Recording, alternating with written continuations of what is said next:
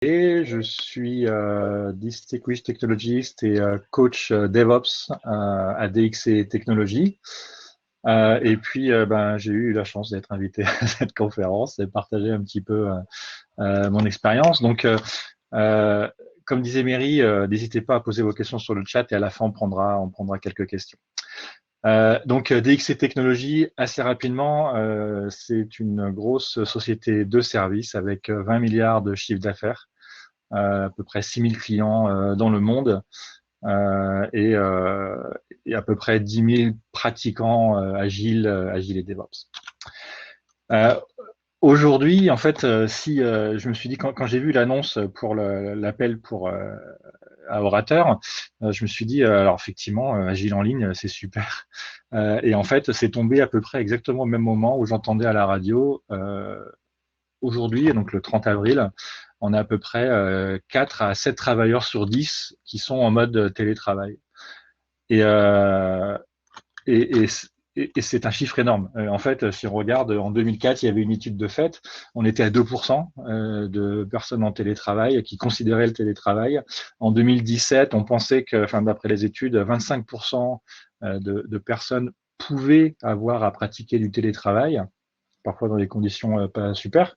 Et aujourd'hui, voilà, on se retrouve avec différents facteurs qui font que on est beaucoup à être en mode télétravail pour ceux qui ont gardé leur emploi et qui sont pas au chômage technique. Donc c'est assez énorme. Et pour moi, la question qui suit derrière, c'est d'accord, donc moi je fais de l'agile et du DevOps, je fais de l'accompagnement, et comment on maintient ces ateliers-là, agile et DevOps, qui se font en présentiel. On fait beaucoup de choses en présentiel dans nos modes agiles. Et en fait, en se concentrant un peu plus sur le sujet qui nous intéresse aujourd'hui, donc sur la cartographie de la chaîne de valeur, c'est quelque chose qu'on a commencé à faire en distance depuis à peu près un an. C'est quelque chose qui a accéléré en fait. Il y a eu beaucoup de prise de conscience grâce au climat, au changement, pour la réduction des trajets. Et c'est quelque chose qui a vraiment commencé à prendre pied depuis à peu près un an et qui s'est accéléré là avec le confinement. Et du coup, on a commencé vraiment à faire de la cartographie de la chaîne des valeurs, des VSM, Value Stream Mapping, en distant, de plus en plus. Donc, l'idée, c'est de partager un petit peu mon expérience et puis partager aussi mes erreurs en espérant que peut-être vous ne ferez pas les mêmes si vous avez à participer ou à animer ce genre d'atelier. Voilà. Donc, c'est l'idée de la conférence. Peut-être que vous n'êtes pas au courant de ce que c'est qu'une cartographie de chaîne de valeur, un VSM. Mais en fait, voilà globalement les trois objectifs. L'idée de la cartographie, c'est d'obtenir une vision claire d'un processus de bout en bout.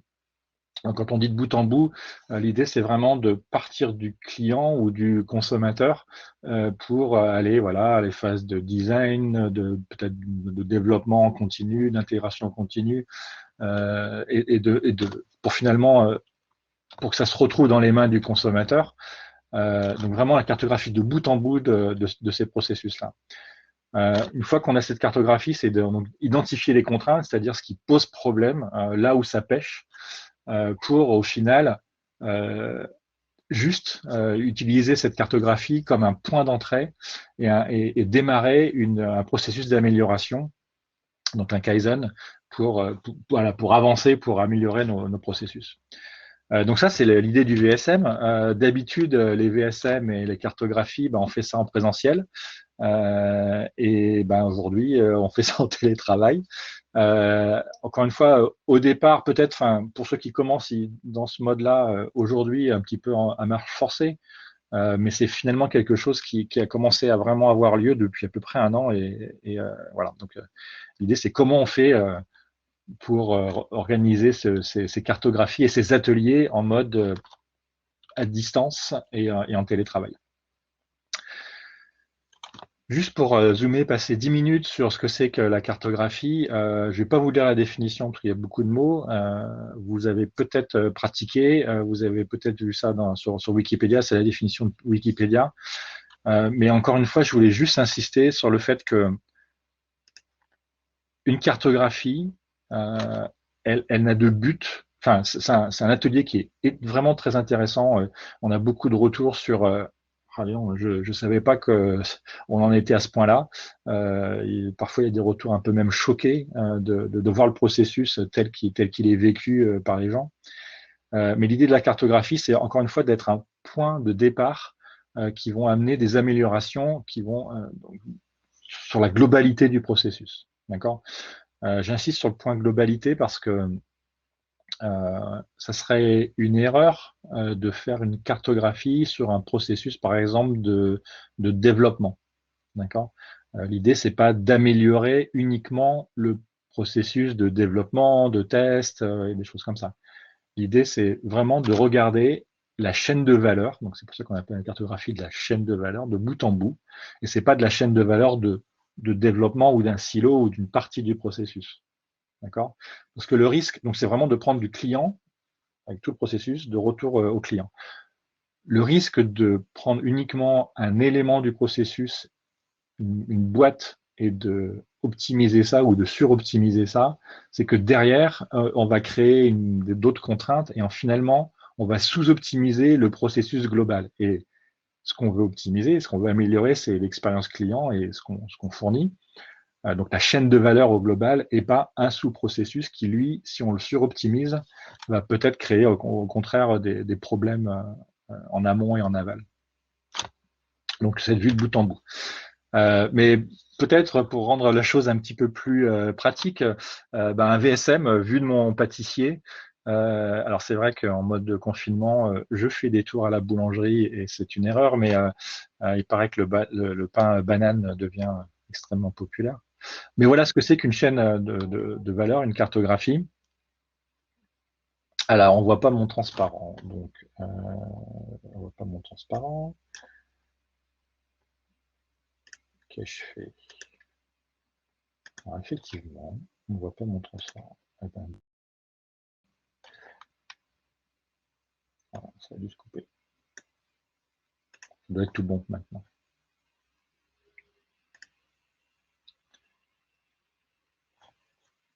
Ok, ça marche. Donc, ce que dit mon pâtissier pour la cartographie de la chaîne de valeur,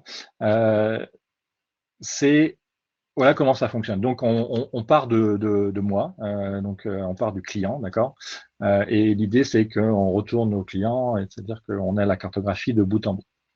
Donc, pour une cartographie de la chaîne de valeur, un VSM, on a un ensemble de processus qui sont décrits. Donc là, ça commence par moi. Je vais aller choisir un gâteau. L'idée là, c'est de décrire mon expérience. J'ai besoin d'un gâteau, je veux le manger et comment ça fonctionne. Donc, je vais choisir ce gâteau-là. Je vais passer du temps en caisse, interagir avec des acteurs. Donc là, le pâtissier, passer au paiement, peut-être me tromper dans mon code ou savoir si je vais choisir ma carte bleue ou payer en liquide. Je rentre à la maison. Déballage, découpage et dégustation avec ma famille et mes amis. Donc, on a les différentes grosses étapes du processus. On voit qu'il y a différents éléments qui sont affichés ici. Cet élément-là, ça symbolise une queue, d'accord. Donc, c'est effectivement en caisse, il va falloir que j'attende, il va falloir que je patiente pour prendre mon tour. En discutant avec la caissière ou le caissier, peut-être que je vais dire, finalement, je vais avoir besoin d'un autre gâteau. Je vais finalement accompagner aussi avec des petits fours. Donc, il va y avoir un petit peu de travail. Puis finalement, ce gâteau-là, non, c'est pas bon, il y a trop de crème. Je vais en choisir un autre. D'accord. Donc, il y a du rework. Il y a des choses qui vont pas être bonnes dès le premier coup. Donc, on symbolise ça. Donc, les différents processus, les queues, le rework, pour que tout ça soit fonctionnel. D'accord. Ce qui est intéressant aussi, c'est qu'on va rajouter des métriques et de la mesure au-dessus de ça. Donc, par exemple, on va regarder la valeur ajoutée. Donc, la valeur ajoutée, c'est ce qui est utile, d'accord. Donc, le choix d'un gâteau, ça, c'est utile et je vais y passer 1 minute. Le passage en caisse, effectivement, ça va être utile. Donc, on a 1 minute de valeur ajoutée ici. Et l'attente, on peut considérer que c'est moins utile, le fait de faire la queue. Du coup, en attendant, je vais peut-être jouer à Candy Crush ou regarder autre chose. Donc, c'est de la valeur non ajoutée Et l'idée, c'est un petit peu de mesurer ce qui est vraiment utile dans notre processus de bout en bout, ce qui est du travail à valeur ajoutée, et ce qui est du travail à valeur non ajoutée. D'accord? Donc, on mesure ça, et le temps de cycle, donc on va créer à partir de ça des différents métriques. Notamment le temps de cycle. Le temps de cycle, c'est toute la valeur ajoutée à toute la valeur non ajoutée. En gros, c'est combien ça prend du moment où j'ai l'idée, je vais acheter un gâteau, jusqu'au moment où je le déguste avec mes copains. Ça, c'est le temps de cycle global. Ici, on a mesuré 42 minutes. Voilà. L'efficacité du processus, c'est la valeur ajoutée sur le temps de cycle. Okay. Donc là, on est à un taux efficacité du processus de 29%. Bon. Ça n'a pas la valeur en elle-même, les valeurs temps de cycle et les valeurs efficacité du processus vont finalement nous donner une mesure très globale de là où on en est ici pour acheter un gâteau, mais pour patcher un logiciel, créer une nouvelle fonctionnalité, réparer une machine qui est hors d'usage. D'accord? Donc ça, ce sont des valeurs qui sont très intéressantes et qui nous permettent d'avoir des discussions intéressantes derrière. Donc le VSM en 4 étapes, vous avez vu ce que c'était. Moi, c'est comme ça que je les organise. Donc la première étape, pour moi, c'est la charte. D'accord. L'idée de la charte, c'est de se mettre d'accord sur qu'est-ce qu'on va cartographier, qui va être là, comment on va s'organiser et quelles sont les mesures que l'on va mettre en place pour vérifier que finalement, on va réussir à améliorer le processus. D'accord. Donc assez rapidement, c'est quoi, donc qu'est-ce qu'on va cartographier et pourquoi on veut le cartographier, qui est là, donc le facilitateur, la personne qui va sponsoriser cet atelier-là, et puis qui va être, on va dire, responsable de réaliser cette cartographie, mais aussi d'agir à la suite sur la cartographie. Et puis, quand on va le faire, comment on va le faire, dans quelle zone, d'accord? Donc, la charte, elle est intéressante parce que ça permet de se poser les bonnes questions en avance de l'atelier. Donc, c'est quelque chose qu'on négocie et qu'on discute en avance avec les sponsors. Ensuite, il y a la cartographie en elle-même. Donc, là-dessus, vous avez vu comment je procédais. C'était un exemple. Je vais vous en montrer d'autres exemples qui sont un peu plus réels. Il y a la cartographie de l'existant et la cartographie de l'état futur. D'accord? Donc, si on fait ça en présentiel, la charte, c'est à peu près, c'est plusieurs réunions qu'on fait par contre en avance, donc là, à distance. La cartographie de l'existant, ça va être généralement une journée, d'accord, de travail que je vais vous présenter. La cartographie de l'état futur et des améliorations, ça va être une journée ou un peu moins. L'idée, c'est quoi? C'est à partir de la cartographie de l'existant, c'est d'imaginer, donc en identifier les contraintes, donc ce qui pose problème, d'accord, donc ce qui peut être amélioré, et puis pas forcément d'améliorer un petit peu. Des fois, on a des cartographies de l'état futur, de l'état futur qui sont complètement qui jettent tout à la poubelle, d'accord. Mais de définir, ok, quel serait l'état idéal, où est-ce qu'on aimerait être, d'accord? Donc on va identifier des contraintes, d'accord? On va essayer de faire sauter ces contraintes-là, faire sauter cette friction en dégageant des thèmes d'amélioration. Ces thèmes d'amélioration, c'est hyper important. En fait, l'idée, c'est à partir de la compréhension nouvelle, parce que souvent on pense qu'on a un processus établi. Dans la réalité, c'est pas exactement ce qu'on pense. Donc, il y a beaucoup de surprises, notamment pour les managers. Mais du coup, en dégager donc avec les contraintes, identifier ces contraintes et identifier des améliorations. Donc, ces améliorations-là, c'est pas quelque chose qu'on veut faire, on va dire, à très grosse échelle. C'est pas un projet d'amélioration de 2 ans, d'accord? On n'est pas en train de refactoriser tout le système. On est en train de faire des toutes petites améliorations, identifier des tout petits projets d'amélioration qu'on va pouvoir insérer dans notre backlog, dans nos sprints, donc à concurrence peut-être d'un nombre de personnes ou à concurrence d'une vélocité donnée, X%, d'accord, pour améliorer le processus. Donc, à la fin, tout ça, ça va devenir des histoires utilisateurs, des user stories qu'on va intégré dans notre travail planifié en agile. D'accord? Et une fois qu'on a identifié ces améliorations-là, l'idée, c'est bien sûr de les implémenter. D'accord? Donc, ça serait vraiment dommage de faire tout ce travail-là de cartographie, d'analyse, de brainstorming, de ce qu'on peut améliorer sans passer à une phase d'implémentation. L'idée, c'est d'implémenter et d'améliorer petit à petit avec un processus Kaizen, donc d'amélioration en continu. D'accord? Encore une fois, pas un projet de 3 mois ou de 6 mois ou d'1 an, dire OK, on fait la guerre des étoiles et on refait tout. Non, non, c'est petit à petit amener des améliorations qui, derrière, au bout d'un certain temps, vont elles-mêmes amener une nouvelle cartographie.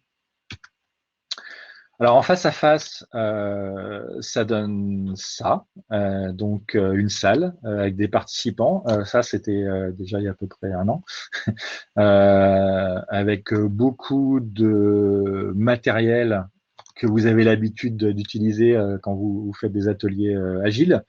Donc des feuilles, enfin des tableaux blancs, des feuilles Velleda, des marqueurs, des post-it, d'accord, parce qu'on a un atelier en présentiel qui est très interactif. D'ailleurs, si vous faites des ateliers présentiels, ces feuilles tableaux blancs électrostatiques qui peuvent se coller sur des murs, sur des fenêtres et qu'on peut enlever derrière, c'est magique. On peut avoir tout un mur en tableau blanc, c'est absolument génial. Voilà, donc ça c'est le présentiel et on en sort des cartographies de chaînes de valeur, d'accord, où avec du brainstorm, avec des tempêtes des cerveaux, on a à peu près tous les éléments du processus avec des mesures et des valeurs. Le risque de tout ça, c'est d'avoir un maximum de post-it, avoir un maximum finalement de travail qui a été fait. Donc, c'est super. Ça nous permet vraiment de progresser. En même temps, comme on peut voir là, on peut vite avoir derrière, comment on matérialise ce qu'on doit faire et comment on en tire, comment on résume tout ça, ça va être un petit défi. Donc ça, c'est la cartographie en présentiel. Maintenant, le vif du sujet, en télétravail, la cartographie, c'est quoi? Alors, l'idée, et je pense que c'est ce qu'on essaye beaucoup de faire, et c'est ce que Remo, là, avec l'outil de conférence qu'on utilise aujourd'hui, fait vraiment bien, c'est de recréer l'expérience. D'accord? Donc, l'expérience en présentiel que je vous ai montrée, telle qu'on l'a organisée et telle qu'on l'organise toujours dès qu'on aura l'opportunité, elle existe et elle fonctionne, d'accord? Elle a fait ses preuves. Comment recréer la même expérience? Donc, pour ça, il faut des outils. Alors, différents outils par rapport aux différentes activités dont je vous ai parlé pendant une cartographie. La première chose, c'est la salle. D'accord? Donc la salle, effectivement, là, on est à distance. Donc il y a plein d'outils pour ça, Microsoft Teams, Zoom, enfin, Slack, il y a plein de choses. Donc là-dessus, je pense qu'il n'y a pas trop on va dire que tout se vaut. Ce qui est important, par contre, c'est la caméra. Je force tout le monde à mettre sa caméra. En fait, c'est pas différent en présentiel et en distant. Quand on rejoint une salle et qu'on est dans la salle, on est là, on se cache pas derrière un masque. Alors peut-être que si maintenant, mais on est là, on est présent et c'est important d'avoir sa webcam. D'accord. Au niveau de tout ce qui est tableau blanc, post-it qui va nous permettre de faire du brainstorm, il y a pas mal d'outils qui sont dispo. J'ai utilisé pas mal Microsoft Whiteboard. J'ai vu Klaxoon, que je n'utilise pas, que j'ai commencé à utiliser. Je suis dans ma période d'essai. J'ai beaucoup d'espoir. Je pense que ça va me sauver la vie.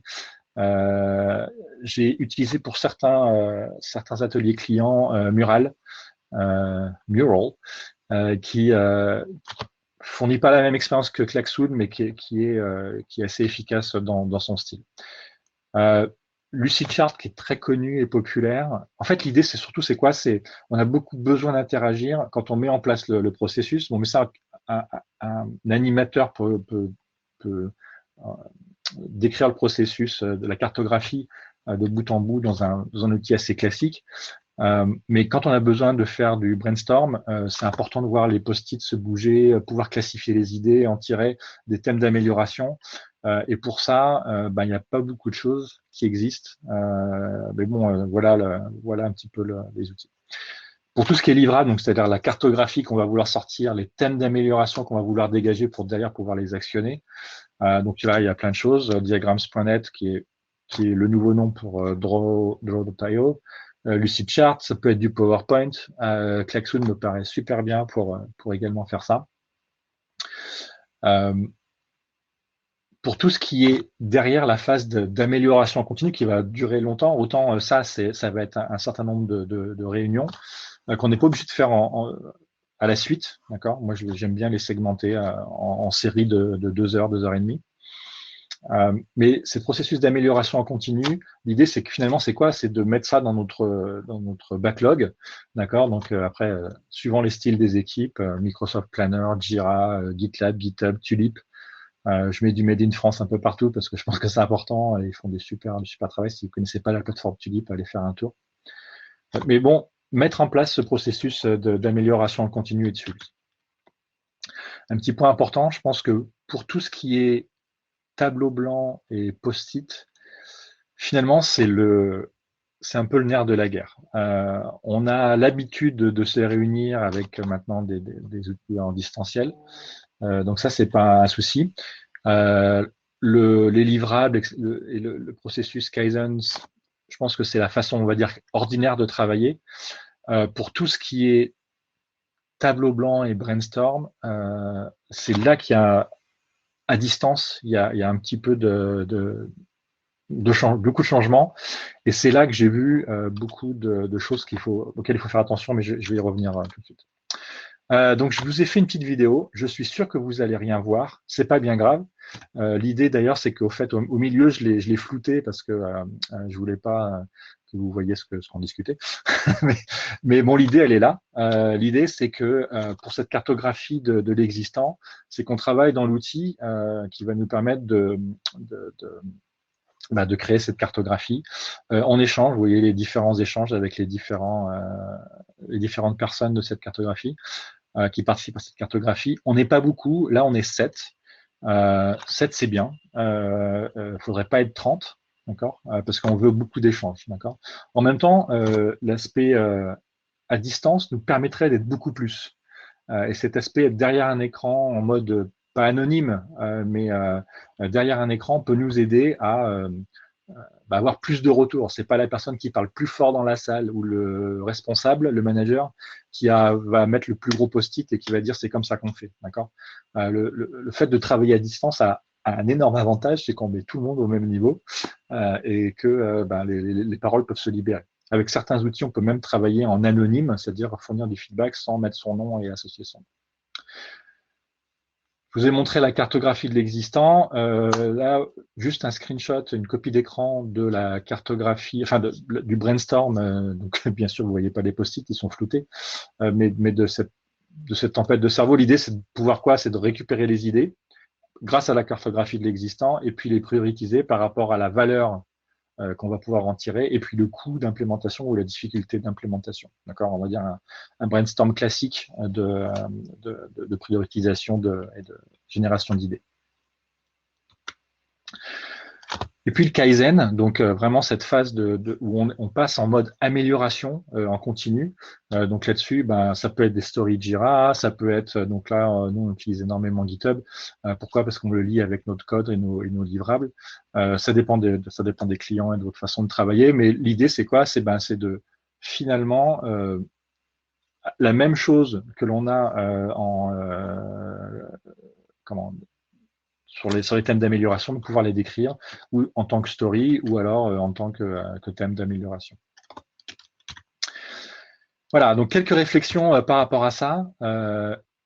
Oui, les ateliers VSM à distance, donc de cartographie à distance, ça fonctionne. J'en ai déjà fait à peu près, enfin moins de 10, mais j'en ai déjà fait un certain nombre. Donc ça fonctionne. Et ça a même des avantages. Donc ça, c'est un peu, pour moi, c'est malsain.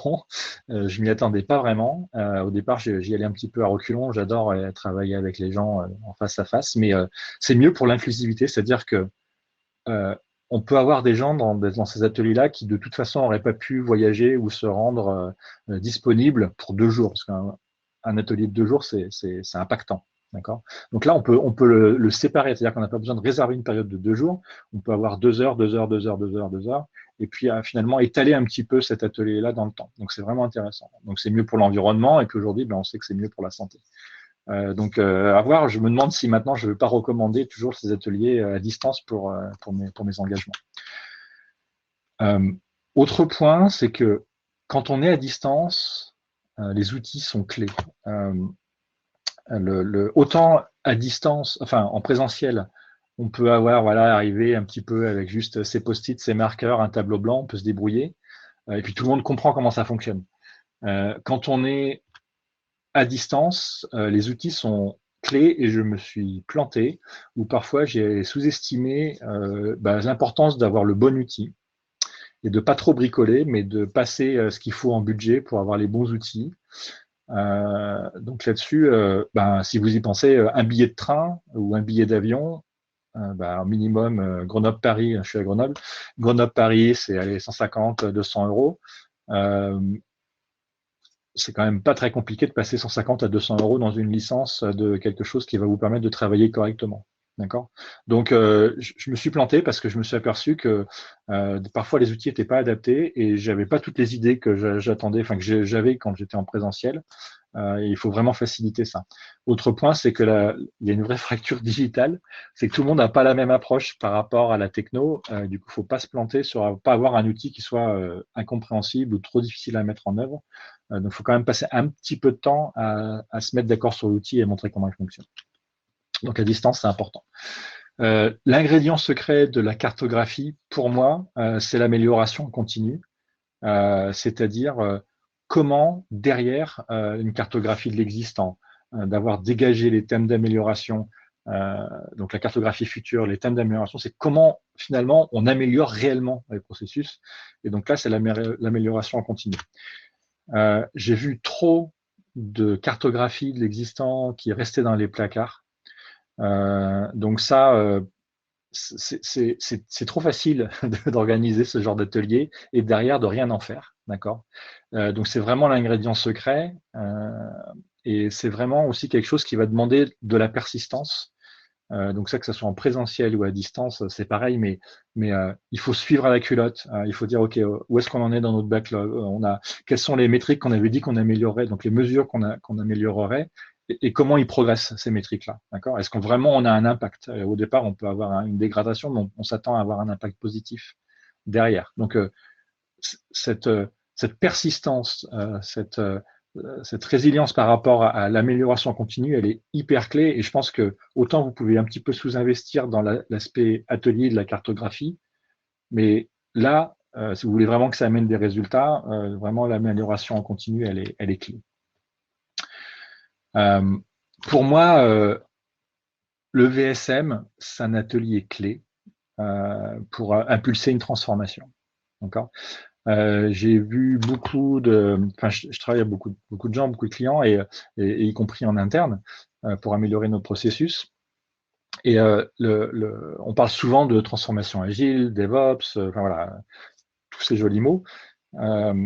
C'est bien, mais agile, DevOps et autres, ce ne sont que des moyens pour arriver à une fin. D'accord. Agile n'est pas une fin, DevOps n'est pas une fin. Donc en soi, la cartographie, ce qui est vraiment super, et c'est pour ça que vraiment j'aime beaucoup ce format-là et j'aime beaucoup ces ateliers-là, c'est que ça permet de comprendre là où on en est, le rendre visible, et ça permet non seulement de le rendre visible, mais de pouvoir agir et de pouvoir dégager du sponsoring. Parce que quand un manager ou un exec ou quelqu'un qui est responsable de certains processus va voir ce qui se passe réellement, souvent c'est ah, d'accord, c'est souvent wow, je m'attendais vraiment pas à ça. Ah bon, on en est là. Du coup, ça permet de derrière en dégager des voilà du funding, enfin du budget pour pouvoir avancer derrière. D'accord. Donc la cartographie pour moi c'est vraiment un atelier clé et c'est pas pour rien que je pense que côté Lean c'est vraiment quelque chose qu'on fait d'habitude, mais en mode agile et DevOps ça permet vraiment d'engager des transformations et de les continuer. Donc ça c'est vrai que ce soit en présentiel ou à distance. Voilà. Donc, j'ai juste un dernier petit mot. Je vais vous poster un lien dans le chat. Il se trouve qu'on a sorti un projet open source qui aide à donc open source, donc ça veut dire allez-y, c'est aucun engagement, mais qui aide à se transformer en DevOps et à avoir certains apprentissages. Donc, allez faire un tour et la cartographie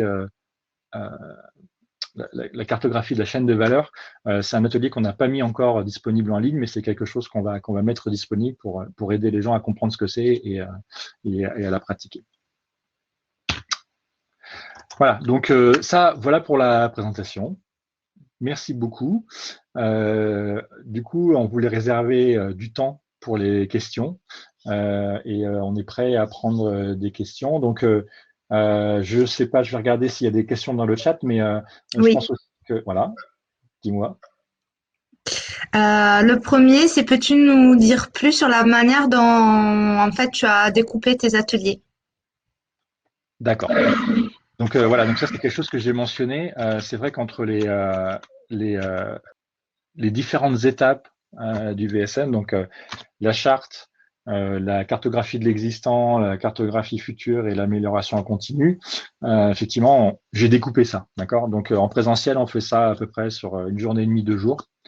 Alors en distant, on a le luxe de pouvoir justement séparer tout ça et le saucissonner. Donc la négociation de la charte, ça, moi, je prends 2 à 3 réunions pour mettre tout le monde d'accord. La clé vraiment ici, ça va être de se mettre d'accord sur, je vais essayer de voir si je peux, voilà, zoomer, sur quels sont les problèmes avec lesquels on entre dans notre atelier, d'accord, les besoins business, le besoin métier. Et puis, du coup, ce qu'on va vraiment vouloir cartographier, d'accord. Donc la première étape et la dernière étape de la cartographie pour qu'on puisse avoir un scope, donc des limites à ce qu'on va vouloir faire. Donc ça, 2 réunions de 1 à 2 heures chacune. Pour la cartographie en elle-même, généralement je le fais en 2 à 3, donc 2 à 3 réunions de 2 heures. D'accord. En fait, c'est pas tant la cartographie qui est intéressante, mais comme dans tous ces ateliers-là, ce sont toutes les discussions. Et donc, il y a énormément de choses à couvrir. Il y a beaucoup de plaintes, il y a beaucoup de moments de réalisation de ce qui se passe. Donc, ça prend du temps et il faut passer ce temps-là. Et donc, voilà, 2 à 3 réunions de 2 heures pour cette cartographie de l'existant. Pour l'état futur, un petit peu moins que la cartographie de l'existant, d'accord. Sachant que toutefois, il y a quand même cette amélioration-là, la création de tous les thèmes d'amélioration. Donc, encore une fois, grâce aux bons outils, ça peut aller assez vite. On peut avoir vraiment des choses intéressantes. Ce que permet aussi le mode distance, c'est que on peut récupérer les idées, en discuter avec tout le monde, mais les synthétiser à part. D'accord, entre deux réunions. Et on peut avoir d'autres idées qui arrivent derrière parce qu'on comprend un peu mieux les choses. Donc, grâce à la découpe de ces différents workshops-là, donc ça permet aussi d'améliorer les résultats. Donc là-dessus, encore une fois, état futur et amélioration 2 à 3 fois 2 heures. L'amélioration continue, et ben ça c'est vraiment calqué sur les cycles de l'équipe, donc les sprints généralement. Donc ça c'est juste mettre dans le backlog, dans les thèmes d'amélioration et les transformer en story pour qu'on puisse vraiment implémenter ce qu'on avait dit. D'accord. Donc ça se fait au fil de l'eau. Là-dessus, on n'est plus dans le mode atelier, on est dans le mode amélioration en continu. Le dernier point que je voulais, peut-être par rapport à cette question-là, c'est que au bout d'un certain temps, donc 2 mois, 3 mois, on va être passé à travers différents sprints d'amélioration. Donc, on va avoir changé normalement l'état de là où on était avant et on a quand même normalement amélioré. D'accord. Au bout d'un certain temps, ça peut être intéressant de réorganiser un atelier de cartographie parce que peut-être que le paysage a complètement changé et en fait, les thèmes d'amélioration qu'on avait peut-être un petit peu discutés, ben, ils sont devenus caducs parce que avoir enlevé cette contrainte-là peut complètement enfin, pas déstabiliser, mais vraiment améliorer de façon significative. Et il y a une autre contrainte qu'on n'avait pas vue avant qui va se révéler au fur et à mesure de cette amélioration en continu. D'accord. Donc, je dirais qu'il y a les 4 étapes et il peut y avoir une cinquième étape qui est recommencer au bout de 3, 6 mois, un an, parce que ben, le paysage a changé et qu'il faut, il faut avancer. Voilà, j'espère que j'ai répondu à la question. Tu en as une autre? Occasion de faire du VSM sur un processus qui impacte plusieurs équipes, voire plusieurs services?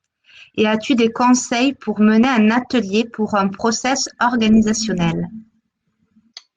Alors, j'ai pas entendu le début de la question, ça met un tout petit peu de temps, mais ce que j'ai entendu, c'est, je vais la répéter, c'est que est-ce que tu as des informations sur comment organiser un VSM sur un processus qui regroupe plusieurs équipes ou plusieurs, Oui. voilà, et puis après la partie organisationnelle. Donc, d'accord, merci. Donc, alors, et ça, c'est vraiment le rôle de la charte. L'idée, c'est de se mettre d'accord sur ce qu'on va cartographier. Et ça paraît bête, mais sinon, on passe au début une bonne heure à se mettre d'accord. Donc, il faut réussir à détailler quelle est la chaîne de valeur qu'on va vouloir justement mapper. D'accord. Donc, là-dessus, ce que je vois qui fonctionne bien, c'est de trouver vraiment euh, ou un portefeuille d'applications, d'accord, euh, un, euh, ou alors une certain portefeuille d'applications, mais peut-être groupé par technologie, parce que des fois, on a des applications qui sont, enfin, des choses qui sont finalement fonctionnent un peu toutes de la même façon, d'accord. Donc, essayer de grouper par thème, le faire pour une équipe ou le faire pour donc une équipe qui a en charge vraiment un portefeuille ou des applicatifs ou euh, une chaîne de valeur de bout en bout, c'est vraiment clé. Donc essayer de limiter le scope pour pas que ça soit trop large, d'accord. Et surtout en fait l'idée de limiter pour pas que ça soit trop large et quitte à en faire plusieurs de ces ateliers, euh, c'est que les trouvailles qu'on va avoir et les thèmes d'amélioration, il faut qu'ils soient locaux. On peut pas généraliser. Chaque histoire est différente. Ça serait trop bête de généraliser quelque chose qui n'est pas applicable ailleurs. Et en tout cas, on risquerait de se retrouver avec des thèmes d'amélioration qui ne sont pas pertinents. Et du coup, faut quand même, moi je pense qu'il vaut mieux limiter le scope. Et quitte à faire, c'est un peu ce que je fais souvent, c'est qu'on crée une équipe de support, donc d'enablement, qui apprend aux équipes à faire des value stream mapping. Une fois qu'ils sont pas, ils en ont fait un, deux, ben, ils savent le faire pour eux-mêmes. Et du coup, on essaye d'avoir voilà, une équipe qui se supporte elle-même et qui aide à faciliter, un peu comme les coachs agiles ou les coachs DevOps. Et ben, c'est peut-être pas bête avoir un coach VSM qui aide à supporter ça et qui équipe les gens. Donc ils le font eux-mêmes, mais qui équipent pour pouvoir avoir plus d'ateliers plutôt qu'avoir des ateliers qui sont trop gros et peu pertinents à la fin. Donc ça, c'est le premier point. Deuxième point, c'est sur la partie organisation. Donc est-ce qu'il est pertinent de faire du VSM pour alors j'espère que c'est la bonne question.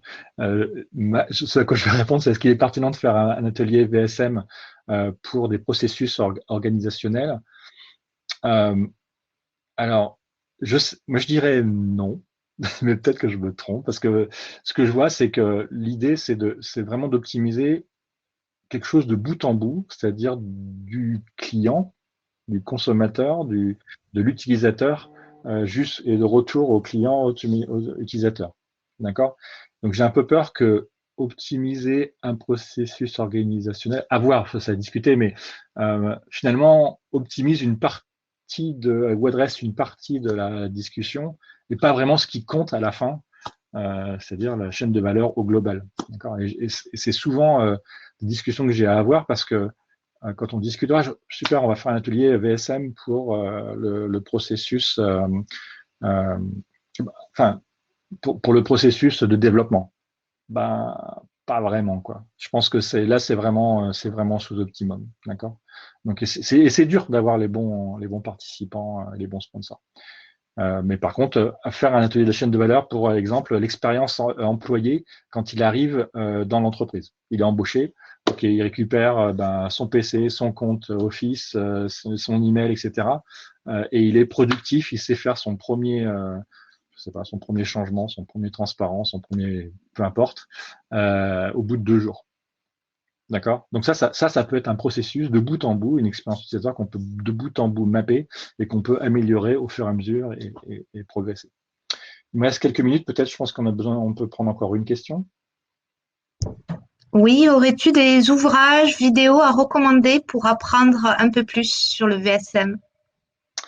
Alors j'en ai. Je les posterai c'est vrai que j'ai pas mis ça dans le chat. Je les posterai, je pense que dans le chat ou dans le chat général ou dans le chat, enfin général qui correspond à ce track.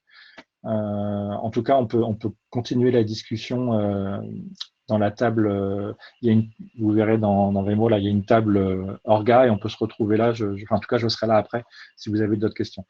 Pour tout ce qui est matériel, je vous avoue que en fait, le value stream mapping, la cartographie, c'est un vieil outil, DIN, je pense qu'il était un peu de mon point de vue, un petit peu tombé en désuétude. Et du coup, on trouve plutôt du vieux matos. C'est-à-dire qu'on retrouve des vieux bouquins avec des vieux outils, des vieux machins. Du coup, ça s'est pas trop modernisé. Par contre, ce que je vois, c'est qu'aujourd'hui, il y a un vrai intérêt et un vrai besoin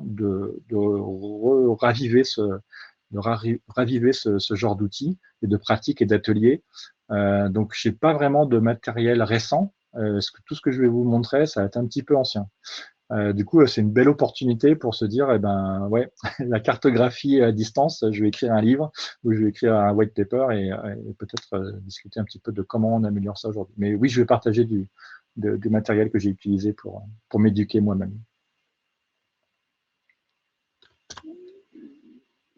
Voilà, merci. Autre question, il nous reste encore quelques minutes. Soyons fous. Si les axes d'amélioration ne sont pas liés au développement logiciel, comment gérer l'aspect implémentation? D'accord.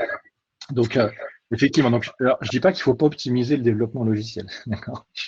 D'ailleurs, c'est un peu mon dada. Mais il faut juste regarder vraiment la chaîne de bout en bout. D'accord. Par exemple, quand on est développeur, franchement, faire peut-être du TDD, Test Driven Development, ou faire des tests automatiques, c'est pénible.